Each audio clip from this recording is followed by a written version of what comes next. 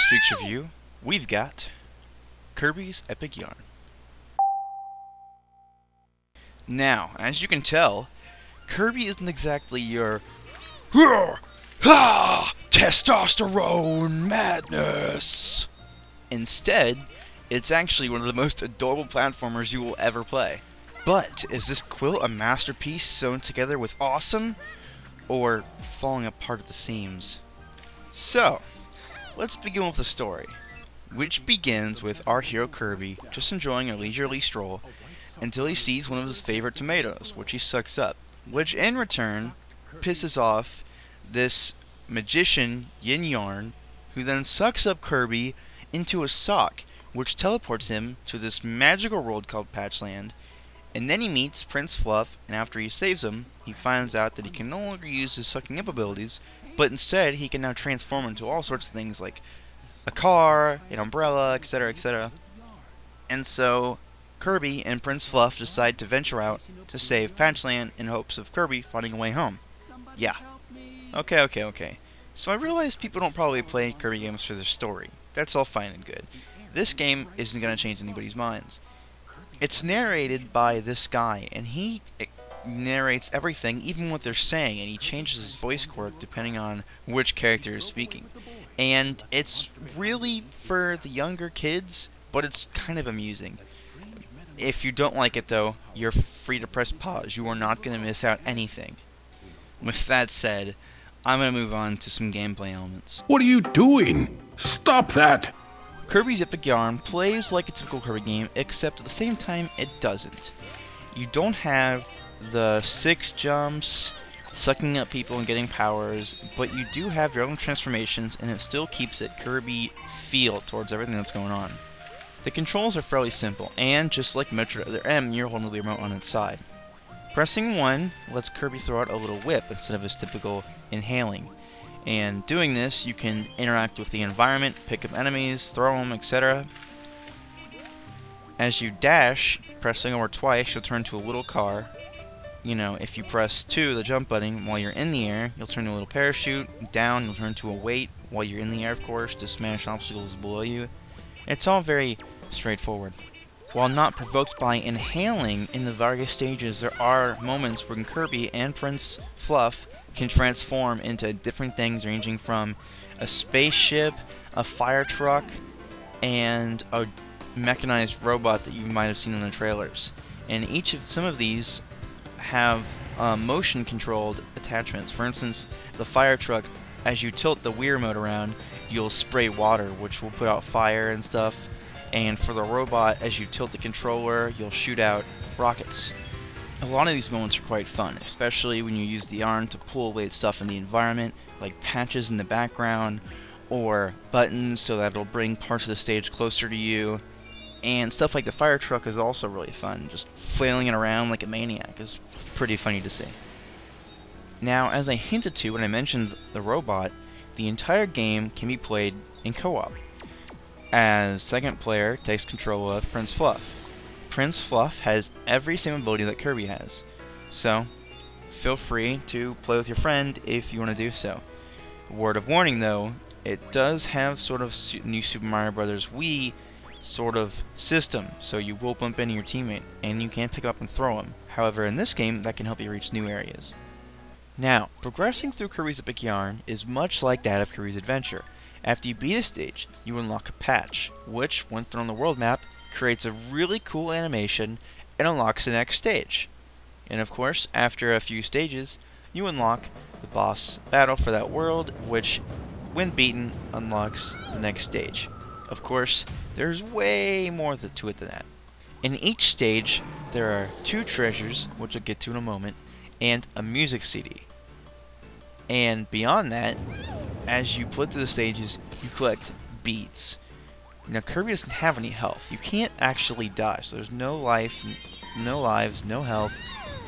But when you get hit, you drop your beads everywhere. So if you're a perfectionist and you want to get a gold medal in every stage, you can't get hit. And that's pretty crazy. It's pretty hard not to get hit, especially in some of the later stages. Also, if you finish a boss battle with a lot of beads, you can unlock 2 more stages for that world.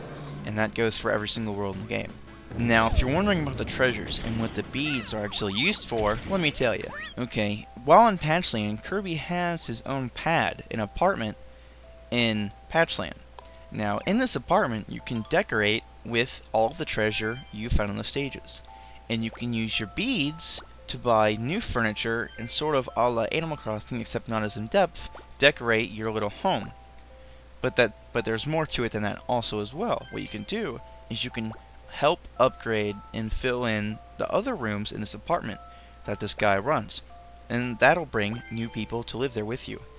Now, these characters you can do minigames with, ranging from killing certain enemies in a certain amount of time, they're all timed, getting enough beads in time, finding all the little critters in the stage, or racing to get to the finish line first. Some of them can be pretty intense, and they award you new patterns, which you can use for your furniture, wallpaper, etc. There is an area in the game where you can check all your completion records, i.e. all the soundtracks you've unlocked, you can listen to them, all of the furniture, patterns you've gotten, the enemies you've seen, all the medals you've gotten. So, you know, if you like to collect stuff, there's really a lot in this game for you. I know what you're thinking. Roto, this game, it looks crazy. Why aren't you going to talk about the art? Alright, you got me. Let's do just that. And to Kirby's surprise, he saw that his entire body was made out of yarn. That's right, yarn. Everything in this game is made out of yarn of some form, or stuff that relates to it. String, buttons, stitches, sewing needles, etc. And it all looks great. And has such a good artistic feel that it just makes you feel good. I don't know if maybe the reason why you might stay away from this game is because it looks too childish for you. You really gotta rethink your decision. But the yarn isn't just about looks either. It plays into all the gameplay mechanics, just like I said. You know, Kirby's made out of yarn, the enemies are made out of yarn, everything.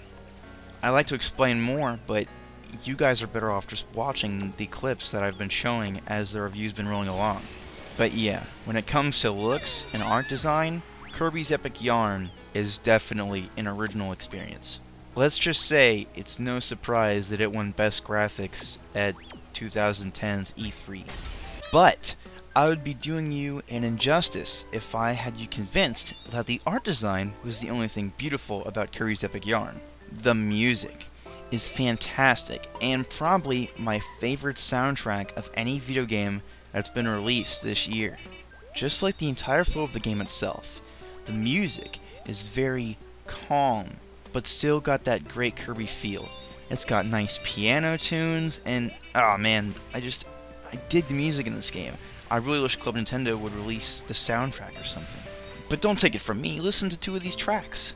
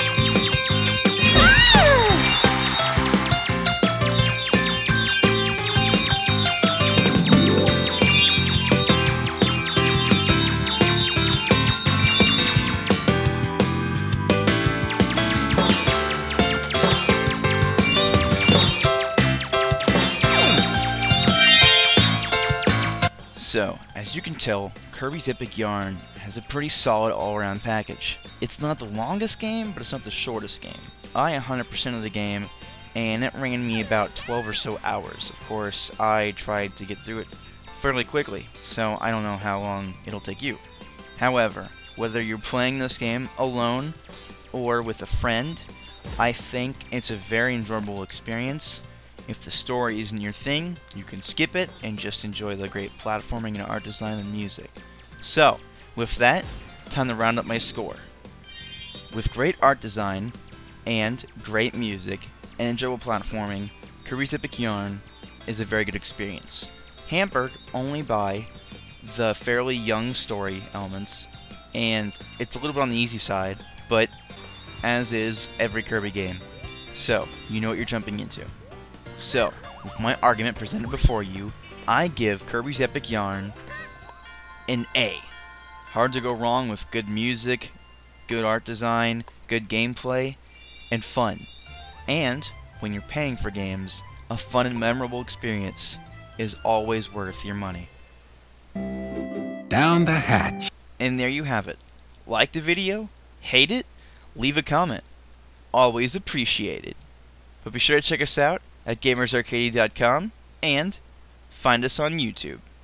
Anyways, I'm Lord Roto, and until next time, I'll catch you later.